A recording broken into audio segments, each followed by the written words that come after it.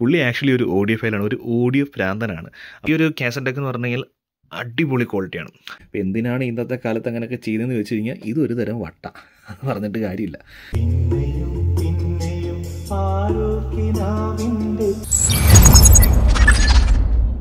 Japanese കമ്പനിയായ ടോഷിബയുടെ ഒരു stereo cassette ഡെക്കും ഒരു ആംപ്ലിഫയർ എന്ന് പരിചയപ്പെട്ടാലോ?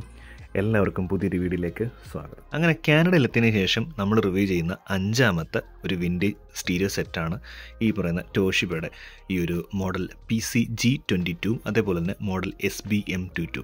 അപ്പോൾ ഈ ഒരു വീഡിയോയിൽ ഇതിൻ്റെ ഡീറ്റെയിൽസൊക്കെ നമ്മൾ ഷെയർ ചെയ്യുന്നതായിരിക്കും.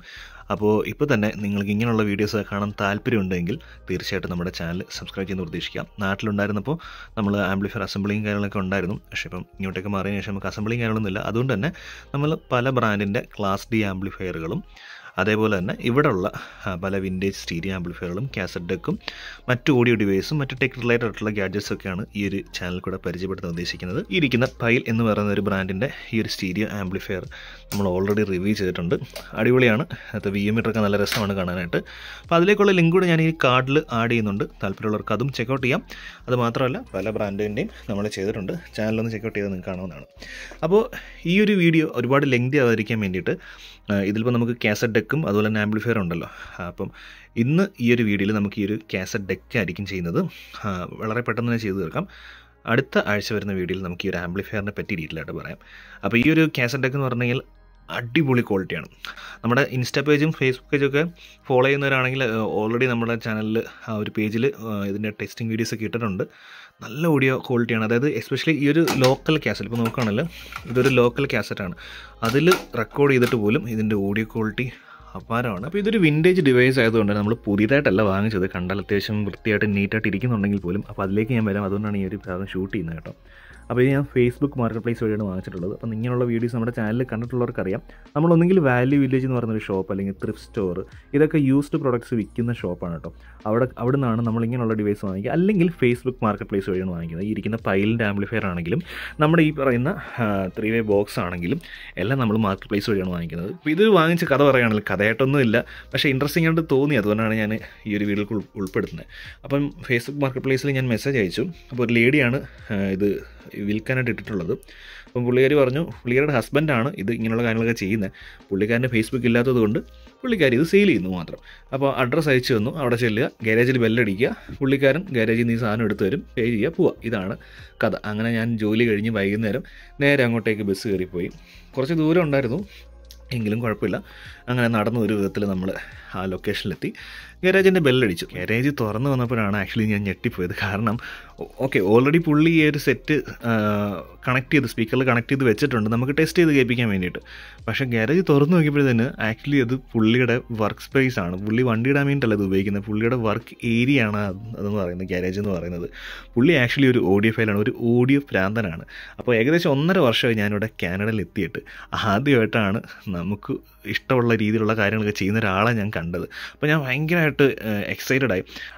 ഞാനിതുപോലെ നാട്ടിലിങ്ങനെ ആംപ്ലിഫയർ അസംബ്ലിങ് കാര്യങ്ങളൊക്കെ ഉണ്ടെന്ന് നൈസായിട്ട് പറഞ്ഞു തന്നിട്ട് നമ്മുടെ ചാനലൊക്കെ കാണിച്ചു കൊടുത്തു. പുള്ളിക്ക് ഇഷ്ടപ്പെട്ടു. പുള്ളി ആക്ച്വലി ഡെനോൻ്റെ ഒരു ആംപ്ലിഫയർ വർക്ക് ചെയ്തുകൊണ്ടിരിക്കുക. So you are working on this one, the Denon? Okay.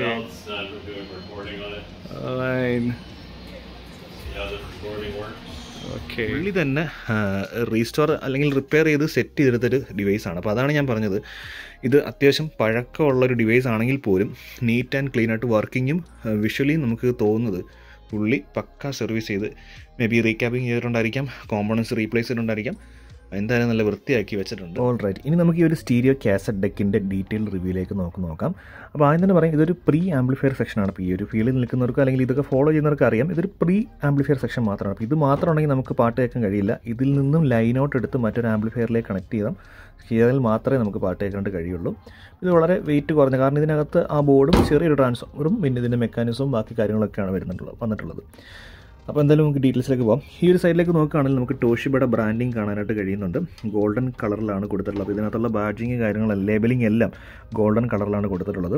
അപ്പോൾ ഗോൾഡും ബ്ലാക്കും നല്ല കോമ്പിനേഷനാണ്. നമ്മൾ പിന്നീടുള്ള ആംപ്ലിഫയറൊക്കെ ഇപ്പോൾ നമ്മൾ അസംബിൾ ചെയ്യുമ്പോഴും അക്രിലിക് പാനൽ കട്ട് ചെയ്യുമ്പോൾ ലേസർ ചെയ്തിട്ട് ഗോൾഡൻ കൊടുക്കുമ്പോൾ ഒരു പ്രത്യേക ഭംഗിയാണ് വരുന്നത്. അപ്പോൾ ആ ഒരു 80 കാലഘട്ടത്തിലൊക്കെ ടോഷിബ കോമ്പീറ്റ് ചെയ്തിട്ടുണ്ടായിരുന്നത് Sony, Pioneer, Panasonic, JVC, Technics, Onkyo അങ്ങനെയുള്ള മറ്റ് ബ്രാൻഡുകളോട്ടായിരുന്നു ടോഷിബ കോമ്പീറ്റ് ചെയ്യുന്നുണ്ടായിരുന്നത്. ഓക്കെ, ബ്രാൻഡിങ്ങിന് തൊട്ട് താഴെയായിട്ട് നമുക്ക് പവർ ഓൺ ഓഫ് സ്വിച്ച് കൊടുത്തിട്ടുണ്ട്. റെക്ടാങ്കിൾ ഷേപ്പിൽ വരുന്ന പുഷ് പുൾ ടൈപ്പ് സ്വിച്ചാണ് കൊടുത്തിട്ടുള്ളത്. നമുക്കിവിടെ കാണാൻ കഴിയും.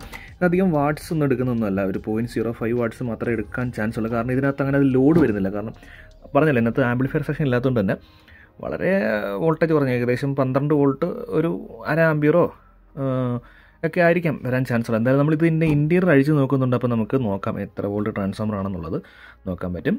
അപ്പോൾ അങ്ങനെ ഒരു പവർ സ്വിച്ച് കൊടുത്തിട്ടുണ്ട്. തൊട്ടിപ്പുറത്തായിട്ടാണ് നമ്മുടെ കാസറ്റ് മെക്കാനിസത്തിൻ്റെ വിൻഡോയോട് കൂടി വരുന്നൊരു ഡോർ നമുക്ക് കാണാൻ കഴിയുന്നത്. അപ്പോൾ ഇതിനകത്താണ് നമ്മൾ കാസറ്റ് ഇടുന്നത്. നമുക്കിവിടെ കാണാൻ കഴിയും. അപ്പോൾ ആ ഒരു വിൻഡോയിൽ കൂടെ നമുക്ക് കാസറ്റ് കറങ്ങുന്നത് കാണാൻ കഴിയും. അപ്പോൾ സോഫ്റ്റ് ടച്ച് ഓപ്പറേഷൻ കൊടുത്തിട്ടുണ്ട് തൊട്ട് താഴെയായിട്ട്. അപ്പോൾ അതുകൊണ്ട് എനിക്ക് തോന്നുന്നത്, മനസ്സിലാക്കിയൊരു കാര്യം എന്ന് വെച്ച് കഴിഞ്ഞാൽ മെക്കാനിക്കൽ ക്ലങ്കിങ് ലിവേഴ്സോ കാര്യങ്ങളൊന്നും ഇല്ലാതെ ഫുള്ളി ഇലക്ട്രോണിക് ബട്ടൺസ് ആകാൻ ആണ് ചാൻസ്. പക്ഷേ നോക്കുകയാണെങ്കിൽ ഇതിപ്പോൾ മെക്കാനിക്കലായിട്ട് തന്നെയാണ് വരുന്നത്. അപ്പോൾ എന്താണ് ഇതെല്ലാം, ഈ ബട്ടൺസ് എല്ലാം എനിക്ക് മെക്കാനിക്കലായിട്ട് തന്നെ തോന്നുന്നത്. അപ്പോൾ എന്തുകൊണ്ടാണ് സോഫ്റ്റ് ടച്ച് ഓപ്പറേഷൻ എന്ന് ഉദ്ദേശിച്ചത് എനിക്ക് മനസ്സിലായിട്ടില്ല. അപ്പോൾ ഈ ഒരു ഫീൽഡിൽ നിൽക്കുന്നവരോ അല്ലെങ്കിൽ ഇത് ഫോളോ ചെയ്യുന്നവരോ ഇങ്ങനെയുള്ള കാര്യങ്ങളൊക്കെ എന്താ പറയുക സൂക്ഷിച്ച് വെക്കുന്നവർക്ക് അറിയാം, ഇതിനെപ്പറ്റി അറിയുന്നവർ കമൻറ്റ് ചെയ്യുക എന്തുകൊണ്ടാണ് ഇത് മെക്കാനിക്കൽ സ്വിച്ചായിട്ടും സോഫ്റ്റ് ടച്ച് ഓപ്പറേഷൻ ഉദ്ദേശിച്ചത്. പിന്നെ ഡോൾബി സിസ്റ്റം എന്നൊരു മെൻഷൻ, ഇപ്പോൾ ഡോൾബിയുടെ ഒരു ബാഡ്ജിങ് ഇവിടെ കൊടുത്തിട്ടുണ്ട്. കാരണം ഇതിനകത്ത് ഡോൾബി നോയ്സ് റിഡക്ഷൻ ഒക്കെ ഈ ഒരു ഡിവൈസിൽ വരുന്നുണ്ട്, അതുകൊണ്ടാണ് കൊടുത്തിട്ടുള്ളത്. പിന്നെ ടേപ്പ് കൗണ്ടർ ഉണ്ട് ഈ ഒരു ഭാഗത്തായിട്ട്. അത് പണ്ടുള്ള കാസറ്റൊക്കെ കണ്ടിട്ടുണ്ടാണ്. നമ്മുടെ സോങ് പൊസിഷൻ, ഇപ്പം ഈ ഒരു കൗണ്ടർ ഓടുന്നത് ഇപ്പോൾ 12ാമത്തെ പൊസിഷനിൽ ഏത് പാട്ടാണ് നമുക്ക് ഓർത്ത് വെക്കാൻ വേണ്ടിയിട്ട്, അതായത് നമ്മുടെ ബ്ലൂടൂത്ത് ഡിവൈസിലൊക്കെ കണ്ടിട്ടുള്ള ആ ഒരു ടൈമർ ഓടുന്നത്. അപ്പോൾ ആ ഒരു കൗണ്ടറാണ് ഈ ഒരു ഭാഗത്ത് കൊടുത്തിട്ടുള്ളത്. റീസെറ്റ് ബട്ടൺ ഉണ്ട് ഇതിനെ റീസെറ്റ് ചെയ്യാൻ വേണ്ടിയിട്ട്. അതായത് നമ്മൾ ആദ്യം തൊട്ടും കാസറ്റ് റെക്കോർഡ് ചെയ്യുകയാണ്, അല്ലെങ്കിൽ വേറെ കാസറ്റ് ഇടുകയാണ്, അല്ലെങ്കിൽ നമുക്ക് റീസെറ്റ് ചെയ്യണമെന്ന് തോന്നുന്ന ആ ഒരു ടൈമിൽ നമുക്ക് റീസെറ്റ് ചെയ്യും. ഇപ്പോൾ ഞാൻ ഈ വീഡിയോ എടുക്കുന്നതിന് മുമ്പായിട്ട് തന്നെ ഈ ഒരു സ്വിച്ച് ഒന്ന് ഞെക്കിപ്പോയി. അതുകൊണ്ടാണ് ഇത് 000 വന്നത്. പണ്ടുള്ള ഓട്ടോറിക്ഷയുടെയൊക്കെ മീറ്ററിനകത്ത് കിലോമീറ്റർ മാറുന്നവരുണ്ടല്ലേ, നല്ല രസമുണ്ട് കാണാനായിട്ട്. തൊട്ട് താഴെയായിട്ടാണ് നമ്മുടെ പ്ലേ ബാക്ക് ബട്ടൺസ് കാണുന്നത്. റിവ്യൂ ആൻഡ് ക്യൂ എന്ന് പറഞ്ഞൊരു ബോക്സിനകത്താണ് അവർ മെൻഷൻ ചെയ്തിട്ടുള്ളത്. Rewind, forward, play. അപ്പോൾ ഈ റിവൈൻഡ് അടിക്കുമ്പോൾ കാസറ്റ് പുറമേട്ടേക്ക് കറങ്ങുകയും ഫോർവേഡ് അടിക്കുമ്പോൾ കാസറ്റ് മുമ്പോട്ടേക്ക് കറങ്ങി നെക്സ്റ്റ് പാർട്ടിലേക്ക് പോവുകയും ചെയ്യും. നമ്മൾ CD പ്ലെയറിലും ബ്ലൂടൂത്തിലൊക്കെ നെക്സ്റ്റ് അടിച്ചാൽ നെക്സ്റ്റ് സോങ് ആണ് പ്ലേ ചെയ്യുന്നത്. പക്ഷേ ഇവിടെ ഫോർവേഡ് അടിച്ച് കറങ്ങി നമുക്കറിയാൻ പറ്റില്ല എത്രാമതായി. ചിലപ്പോൾ ആ പാട്ടിൻ്റെ ലാസ്റ്റ് ഭാഗമായിരിക്കും ആകുന്നത്. വീണ്ടും ഒന്നും കൂടെ അടിക്കുമ്പോഴായിരിക്കും അടുത്ത പാട്ട് കറക്റ്റ് വരുന്നത്. റിവൈൻഡ് അടിക്കുമ്പോഴതുപോലെ തന്നെ ജസ്റ്റ് ഒന്ന് ക്ലിക്ക് ചെയ്ത് വിട്ട് കഴിഞ്ഞാൽ നേരത്തെ ഉള്ള പാട്ടല്ല പ്ലേ ആവുക, ആ പാട്ടിൻ്റെ കുറച്ച് മുമ്പോട്ടേക്ക് മാത്രം. കാരണം ഇതെല്ലാം മെക്കാനിക്കലാണ്, ഡിജിറ്റൽ അല്ലല്ലോ. അപ്പോൾ അങ്ങനെയാണ് റിവൈൻഡും ഫോർവേഡും വർക്ക് ചെയ്യുന്നത്. പിന്നെ പ്ലേയുടെ തൊട്ട് താഴെയായിട്ടാണ് പോസ്റ്റ് ബട്ടൺ വരുന്നത്. പിന്നെ 1 ടച്ച് റെക്കോർഡിംഗ് ബട്ടണാണ് ഈ ഒരു ഡിവൈസിൽ വന്നിട്ടുള്ളത്. അതായത് നമ്മൾ ഏലിയൻ ടൈപ്പ് മെക്കാനിസം നോക്കുകയാണെങ്കിൽ റെക്കോർഡ് ബട്ടണും പ്ലേ ബട്ടണും ഒരുമിച്ച് ഞെക്കിയിട്ടാണ് നോർമലി റെക്കോർഡ് ചെയ്യുന്നത്. പക്ഷേ ഇതിനകത്ത് അതിൻ്റെ ആവശ്യമില്ല. ഈ ഒരു ബട്ടൺ ഞെക്കുമ്പോൾ തന്നെ റെക്കോർഡിങ്ങിലേക്ക് ഈ ഒരു ഡിവൈസ് മാറും. പിന്നെ ഈ തൊട്ട് താഴെയായിട്ട് സ്റ്റോപ്പ് ഇജക്റ്റ് ബട്ടണാണ് കൊടുത്തിട്ടുള്ളത്. അപ്പോൾ ഈ ഒരു ഭാഗത്ത് ക്ലിക്ക് ചെയ്ത് കഴിഞ്ഞാൽ നമുക്ക് ഈ ഒരു ഡോർ ഓപ്പൺ ആവുകയും cassette side A side B നമുക്ക് തിരിച്ചിടുകയും അല്ലെങ്കിൽ മറ്റ് കാസറ്റ് ഇടുകയും ഒക്കെ ചെയ്യാം. വളരെ സ്മൂത്തായിട്ട് തന്നെയാണ് വരുന്നത്. ഇപ്പോൾ ഏകദേശം 80കളിൽ ഇറങ്ങിയൊരു ഡിവൈസ് ആണെങ്കിൽ പോലും, ഇത്രയും വർഷം പഴക്കം ഉണ്ടെങ്കിൽ പോലും ഇത് നല്ല അടിപൊളിയായിട്ട് വർക്ക് ചെയ്യുന്നു. ഞാൻ പറഞ്ഞില്ല നേരത്തെ പുള്ളിക്കാരൻ ചിലപ്പോൾ സർവീസ് ചെയ്ത് വെച്ചേക്കുന്നുണ്ടായിരിക്കാം. എന്തായാലും പക്ക വർക്കിംഗ് തന്നെ വരുന്നുണ്ട്. ഇനി നമ്മൾ ഈ ഒരു ഭാഗത്തേക്ക് വരികയാണെങ്കിൽ മെറ്റൽ എന്ന് കൊടുത്തിട്ടുണ്ട്. അതായത് ഇതിനകത്ത് മെറ്റൽ ടൈപ്പ് കാസറ്റും സപ്പോർട്ട് ചെയ്യുമെന്നും എടുത്ത് കാണിക്കാൻ വേണ്ടിയിട്ടായിരിക്കാം ഇവിടെ മെറ്റൽ എന്ന് പറഞ്ഞ് ഒരു ബാഡ്ജിങ് കൊടുത്തിട്ടുള്ളത്. അതായത് ഇപ്പം ഇറങ്ങുന്ന ഫോണുകളിൽ ഡോൾബി സപ്പോർട്ട് അല്ലെങ്കിൽ ഡോൾബി വിഷനൊക്കെ ഉണ്ടെങ്കിൽ ഡോൾബി എന്ന് ബാക്കിൽ ഒരു ബാഡ്ജിങ് ഉണ്ടാവില്ല എന്ന് പറയുന്നത് പോലെ മെറ്റൽ കാസറ്റ് സപ്പോർട്ട് ചെയ്യുന്നുള്ളത് കാണിക്കാനായിരിക്കാം കൊടുത്തിട്ടുള്ളത്. പിന്നെ മുകളിൽ 2 LED ഇൻഡിക്കേഷൻസ് ആണ് കേട്ടോ. ഈ ഡോൾബി നോയ്സ് റിഡക്ഷൻ ഓൺ ആണോ ഓഫ് ആണോ, അത് എൻഗേജ്ഡ് ആണോ എന്ന് കാണിക്കാൻ വേണ്ടിയിട്ടുള്ള ഒരു LED ഇൻഡിക്കേഷനും, അതുപോലെ തന്നെ തൊട്ടപ്പുറത്ത് റെക്കോർഡിംഗ് പ്രോസസ്സിങ്ങിലാണ് എന്നുള്ള LED ഇൻഡിക്കേഷനും കാണിക്കാനുള്ള ഒരു LED ആണ് അവിടെ കൊടുത്തിട്ടുള്ളത്. തൊട്ട് താഴെയായിട്ട് നമ്മുടെ പീക്ക് ലെവൽ മീറ്ററാണ് കൊടുത്തിട്ടുള്ളത്. പണ്ട് 80s പോലും അതിന് മുമ്പുള്ള ഡിവൈസിലൊക്കെ നോക്കുകയാണെങ്കിൽ നമ്മുടെ അനലോഗ് VU മീറ്ററാണ് വന്നിട്ടുള്ളത്. അതായത് നീഡിൽ വരുന്ന കോയിലും നീഡിലും വരുന്ന VU മീറ്റേഴ്സാണ് വന്നിട്ടുള്ളത്. പക്ഷേ ഇതിവിടെ നമ്മൾ LED ആണ് വന്നിട്ട് ഗ്രീനും റെഡും നല്ല രസമാണ് കാണാനായിട്ട്. ഗ്രീനും ഇവിടെ വരെ ഗ്രീനും പിന്നെ 2 റെഡും വരുന്ന രീതിയിലുള്ള പീക്ക് ലെവൽ മീറ്ററാണ് വന്നിട്ടുള്ളത്. അപ്പോൾ എന്തിനാണ് ഉപയോഗിച്ചതെന്ന് വെച്ച് കഴിഞ്ഞാൽ നമ്മുടെ റെക്കോർഡ് ചെയ്യുന്ന സമയത്ത് എത്രയാണ് അതിൻ്റെ വോളിയം ലെവൽ. അപ്പോൾ ആ ഒരു കാസറ്റിൽ ഓഡിയോ റെക്കോർഡ് ആകുമ്പോൾ അത് ഡിസ്റ്റോർഷൻ ഒന്നും ഇല്ലാതെ, അതായത് ഭയങ്കര ചിലമ്പിയുള്ള സൗണ്ടല്ല, നമുക്ക് വേണ്ടുന്ന രീതിയിലുള്ള വോളിയം ആണെന്ന് നമുക്ക് ഈ ഒരു റെക്കോർഡിംഗ് ലെവൽ അഡ്ജസ്റ്റ് ചെയ്ത്, ഈ ഭാഗത്തുള്ള റെക്കോർഡിംഗ് ലെവൽ അഡ്ജസ്റ്റ് ചെയ്ത് റെക്കോർഡ് ആവുന്നുണ്ടെന്ന് മനസ്സിലാക്കാൻ വേണ്ടിയിട്ടുള്ള ഒരു മോണിറ്ററിംഗ് ആണ് ഈ പീക്ക് ലെവൽ മീറ്റർ കൊണ്ട് ഉദ്ദേശിക്കുന്നത്. അപ്പോൾ ഞാനിവിടെ ഒരു 3.5-4 അടുത്തൊക്കെ വെക്കുമ്പോൾ തന്നെ ഇതൊരു റെഡിൽ മുട്ടുന്ന രീതിയിൽ വരും. അപ്പം റെഡിൽ കിട്ടുന്നത് വരെ നമുക്ക് വലിയ പ്രശ്നമൊന്നുമില്ല, നോയ്സ് ഒന്നുമില്ല. അതിൻ്റെ മുകളിലേക്ക് പോകുമ്പോൾ നമുക്ക് ഭയങ്കര ഡിസ്റ്റോർഷനായിട്ടൊക്കെ നമുക്ക് തോന്നും. അതല്ലാതെ ചില ആൾക്കാരുണ്ട്, അതായത് വി യു മീറ്റർ ഓടുന്നത് കാണാൻ, എനിക്ക് അങ്ങനെ ഒരു ചെറിയ ഇതുണ്ട്. വി യു മീറ്റർ ഓടുന്നത് കാണാനൊരു ഭംഗിയാണ്. അപ്പോൾ അതിന് വേണ്ടി ഞാൻ കുറച്ച് കയറ്റി വെക്കും. പിന്നെ പാട്ട് കേൾക്കുമ്പോൾ കുറച്ച് അഡ്ജസ്റ്റ് ചെയ്താൽ മതിയല്ലോ എന്നുള്ളൊരു മെൻറ്റാലിറ്റി എനിക്കുണ്ട്. ഇത് കാണുന്നത്, എനിക്ക് ഇതിന് ഓടുന്നത് കാണാൻ നല്ല ഭംഗിയാണ്. അപ്പോൾ നിങ്ങൾക്ക് ഈ വി യു മീറ്റർ ഇങ്ങനെ ഓടുന്നത് കാണാൻ ഇഷ്ടമാണെങ്കിൽ തീർച്ചയായിട്ടും കമൻറ്റ് ചെയ്യുക കേട്ടോ. പിന്നെ ഈ ഒരു ഭാഗത്ത് ടേപ്പ് സെലക്ടർ സ്വിച്ചാണ് വന്നിട്ടുള്ളത്. ഞാൻ നേരത്തെ പറഞ്ഞിരുന്നത് നോർമലിലാണ് ഇപ്പോൾ നമ്മൾ ഇട്ടിട്ടുള്ളത്. പിന്നെ നമുക്ക് വരുന്നത് മെറ്റലും, പിന്നെ ഉള്ളത് നമുക്ക് CrO2, അതായത് ക്രോമിയം ഡയോക്സൈഡ് എന്ന് പറയുന്ന ടൈപ്പ് ഓഫ് കാസറ്റാണ്. അതായത് ക്രോമിയം ഡയോക്സൈഡ് എന്ന് പറയുമ്പോൾ എനിക്ക് ഡീറ്റെയിൽഡ് അറിയത്തില്ല, കുറച്ചും കൂടെ, അതായത് നോർമൽ കാസറ്റിനെക്കാട്ടിൽ കുറച്ചും കൂടെ ബെറ്ററാണ്. അതായത് ഒരു ട്രിപ്പിൾ റെസ്പോൺസ് ഒക്കെ കുറച്ചും കൂടെ ബെറ്ററാണ്. അതിലും ബെറ്റർ ഒരു ഹൈ ക്വാളിറ്റി പ്രീമിയം, ഒരു ഹൈ ഫിഡിലിറ്റി ഒക്കെ ഉള്ള ഒരു കാസറ്റാണ് മെറ്റൽ ടൈപ്പ് കാസറ്റുകൾ. അപ്പം ആ 3 ടൈപ്പ് കാസറ്റ് ഇതിൽ സപ്പോർട്ട് ചെയ്യും. അപ്പം നമ്മളിട്ടത് നോർമൽ ആയതുകൊണ്ട് നമ്മൾ നോർമൽ സെലക്ട് ചെയ്തു. പിന്നെ വരുന്നത് ഡോൾബി NR ആണ്. ഡോൾബി NR എന്ന് പറഞ്ഞു കഴിഞ്ഞാൽ ഡോൾബി നോയ്സ് റിഡക്ഷൻ ആണ്. അപ്പം ഈ ഒരു കാസറ്റ് ഡെക്കുകളിൽ, പണ്ടത്തെയൊക്കെയുള്ള കാസറ്റ് ഡെക്കുകളിലുള്ള പ്രധാന പ്രശ്നം എന്ന് പറയുന്നത് ഹിസ്സിങ് സൗണ്ടും അങ്ങനെയുള്ള നോയ്സും കാര്യങ്ങളൊക്കെ ആയിരുന്നു. അപ്പോൾ അത് ഒഴിവാക്കാൻ വേണ്ടിയിട്ടുള്ളൊരു ടെക്നോളജിയാണ് ഡോൾബി NR എന്ന് പറയുന്നത്, ഈ ഡോൾബി നോയ്സ് റിഡക്ഷൻ എന്ന് പറയുന്നത്. അത് എൻഗേജ് ചെയ്യാനും, ഇപ്പോൾ എനിക്കറിയില്ല ഇത് കംപ്ലൈൻ്റ് ആയതുകൊണ്ടാണെന്ന് തോന്നുന്നത്, അത് പുഷായി നിൽക്കുന്നില്ല. മേ ബി കാസറ്റ് ഇട്ട് പ്ലേ ആകുമ്പോൾ മാത്രമേ ചിലപ്പോൾ അത് ഇങ്ങനെ ഹോൾഡ് ചെയ്ത് നിൽക്കുകയുള്ളായിരിക്കും. ഇന്ന് ഔട്ട് എന്ന് പറഞ്ഞ് കൊടുത്തിട്ടുണ്ട്. അപ്പോൾ ഡോൾബി NR ഇന്ന് എന്ന് ഉദ്ദേശിക്കുന്നത് പറഞ്ഞാൽ അത് എൻഗേജ് അല്ല, അല്ലെങ്കിൽ ഒരു ആക്റ്റീവ് സ്റ്റേറ്റിലേക്ക് പോവുകയാണ്. അപ്പോൾ നമ്മൾ ഈ ഒരു കാസറ്റിൽ ഇപ്പോൾ നമ്മളൊരു CrO2 അല്ലെങ്കിൽ ഒരു മെറ്റൽ ടൈപ്പ് കാസറ്റ് ഇട്ട് നമ്മൾ ഓഡിയോ റെക്കോർഡ് ചെയ്യുന്ന സമയത്ത് ഡോൾബി NR ആക്ടിവേറ്റ് ചെയ്തുകൊണ്ട് നമ്മൾ റെക്കോർഡ് ചെയ്യുകയാണെങ്കിൽ ഈ പറഞ്ഞ അനാവശ്യമായിട്ടുള്ള ഹിസ്സിങ് സൗണ്ട്, നോയ്സ്, കരകരപ്പ് കാര്യങ്ങളൊക്കെ ഒഴിവാക്കാൻ പറ്റും. പക്ഷേ കുറച്ച് മഫിൾഡ് ആയിട്ടായിരിക്കും, നമുക്ക് ഒരു ബ്രൈറ്റ്നസ് കുറവ് പോലെ തോന്നും. പക്ഷേ അത് എന്താ പറയുക, സിമ്പിളായിട്ട് പറയാം, നമ്മുടെ ഫോണുകളിലൊക്കെ നോയ്സ് ക്യാൻസലേഷൻ വരാറില്ലേ ഈ വോയിസ് റെക്കോർഡ് ചെയ്യുമ്പോഴും കോൾ ചെയ്യുമ്പോഴൊക്കെ, എന്ന് പറയുന്ന പോലെ തന്നെ ആ ഒരു സംഭവം തന്നെയാണ് അന്നത്തെ ഒരു 80s കാലഘട്ടത്തിൽ കാസറ്റിലേക്ക് ഓഡിയോ റെക്കോർഡ് ചെയ്യുമ്പോൾ അത് ഒഴിവാക്കാൻ വേണ്ടിയിട്ടാണ് ആ ഒരു ടെക്നോളജി ഉപയോഗിച്ചിട്ടുണ്ടായിരുന്നത്. ഇത് ഔട്ട് നിടുന്ന സമയത്ത് അത് ബൈപ്പാസ് ചെയ്യുക, അല്ലെങ്കിൽ ഈ ഒരു ഡോൾബി നോയ്സ് റിഡക്ഷൻ പ്രോസസ്സ് ഒന്നുമില്ല, ഡയറക്റ്റ് എന്താണോ ഓഡിയോ അത് അതിലേക്ക് കയറുകയാണ്.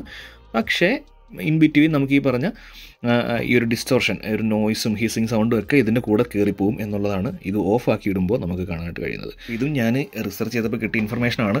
ഞാൻ പണ്ടത്തെ ടെക്നീഷ്യനൊന്നും അല്ല, നമ്മൾ ഈ ഒരു ഫീൽഡിൽ ബിഗിനറാണ്. അപ്പോൾ ഇത് പറഞ്ഞതിൽ തെറ്റുണ്ടെങ്കിൽ തീർച്ചയായിട്ടും ക്ഷമിക്കുക, എന്നെ കറക്റ്റ് ചെയ്യുക, കമൻറ്റിൽ നിങ്ങൾക്ക് ആഡ് ചെയ്യുമെന്നാണ് ഇതിനെപ്പറ്റി കറക്റ്റായിട്ട് അറിയുന്നത്. എനിക്ക് തോന്നുന്നു ഇത് തന്നെയാണെന്നാണ്, നോയ്സ് റിഡക്ഷൻ പ്രോസസ്സ് ഇങ്ങനെ തന്നെയാണെന്നാണ് എൻ്റെ വിശ്വാസം. എന്തായാലും 80s കാലഘട്ടത്തിൽ ഇങ്ങനെ ഒരു ടെക്നോളജി ഉണ്ടെന്നുള്ളത് പറയുന്നത് തന്നെ അടിപൊളിയായിട്ടുള്ളൊരു കാര്യം തന്നെയാണ്. എന്താണ് നിങ്ങളുടെ അഭിപ്രായം? തീർച്ചയായിട്ടും കമൻറ്റ് ചെയ്യുക.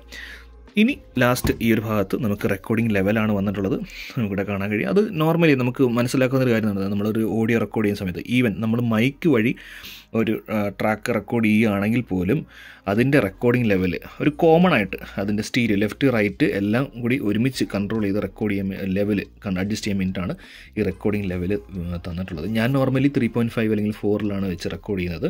നിങ്ങളും പണ്ട് റെക്കോർഡിംഗ് ഒക്കെ ചെയ്തിട്ടുണ്ടായിരുന്നെങ്കിൽ നിങ്ങൾ എത്ര ലെവലിലാണ് വെച്ച് റെക്കോർഡ് ചെയ്തിട്ടുള്ളത് തീർച്ചയായിട്ടും കമൻറ്റ് ചെയ്യുക.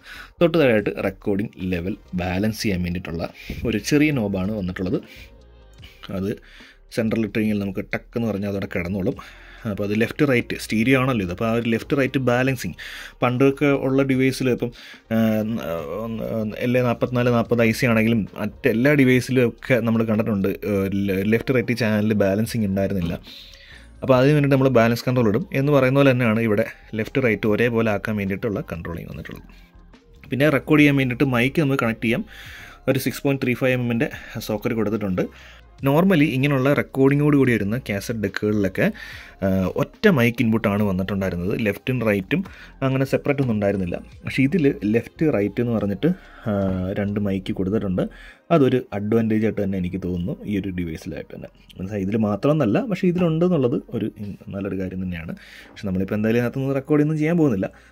പിന്നെ ഇവിടെ ഹെഡ്ഫോൺസ് കണക്ട് ചെയ്യാം, അതായത് ലൈവായിട്ട് നമ്മൾ റെക്കോർഡ് ചെയ്യുന്നത് കേൾക്കാനോ അല്ലെങ്കിൽ ഇതിൽ നിന്നുള്ള ഓഡിയോ ഒക്കെ കേൾക്കാൻ വേണ്ടിയിട്ടും ഈ പറഞ്ഞ 6.35 mm ഒരു സോക്കറ്റ് കൊടുത്തിട്ടുണ്ട്. അത് 3 നമ്മൾ അലൈൻ ചെയ്ത് അടിപൊളിയായിട്ട് വെച്ചിട്ടുണ്ട്.